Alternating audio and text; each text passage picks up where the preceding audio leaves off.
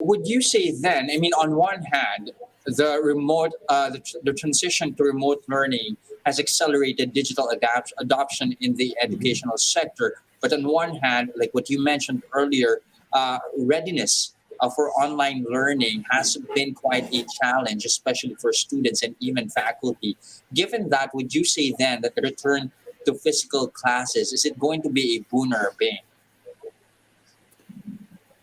You said the return to physical classes. Yes, exactly. Obviously, it's going to be a boon. If you've got challenges in terms of access to the internet, you've got challenges in terms of access to devices, then getting back into physical classrooms face to face where you were originally is obviously going to be beneficial. But I think what is going to be even more beneficial is the fact that many institutions have had to touch technology.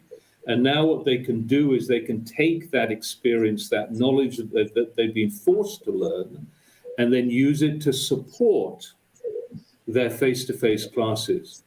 You know, the benefit of a good education technology platform, a good learning management system, is not just for online delivery. It's very much in what we call a blended format, where you have the flexibility to do work outside of the classroom, to access activities and tools and everything outside of the classroom, but at the same time, it supports the teacher or the faculty in the classroom. It makes the teacher more effective and more efficient in the way they deliver their teaching and learning, and gives them an ability to enhance their pedagogical styles that they're using in their particular teaching. So I think in answer to your question, obviously it's got to be a boon to go back to class, but the second boon, if you like, is the fact that we've got a lot of experience now in the use of digital technology in a learning environment. Now, given that as well, what then do you think should be the roadmap here for the educational sector in the Philippines, especially when it comes to educational technology?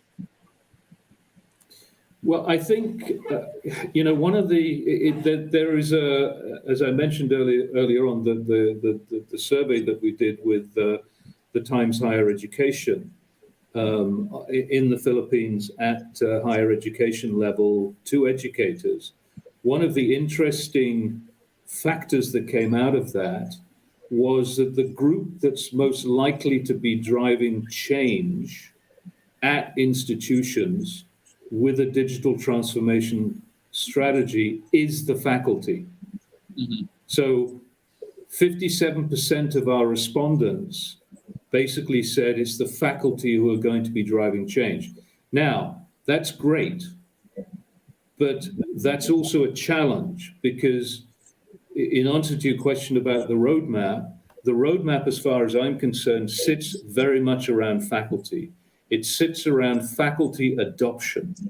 It sits around the ability for faculty to be trained correctly, and also in what I would call change management. Because when you're moving and don't forget, delivering a lecture using technology in a remote environment is the same as standing up in front of a class. All you're doing is standing up in front of a camera. That's the difference. So you're not actually using any of the technology tools to enhance the way you're delivering. So the key really is that you create a level of understanding and knowledge with the faculty as to how the tools inside a technology, education technology platform or an LMS, a learning management system, how those tools can enhance the delivery of their teaching and learning, support their pedagogical styles, and enable them to create the best learning paths for their students using those tools to get them obviously to the best possible outcomes. So to me, the largest part of driving that roadmap, driving the change that's already started, sits around how we manage to get the faculty to adopt the benefits of the technology in the future.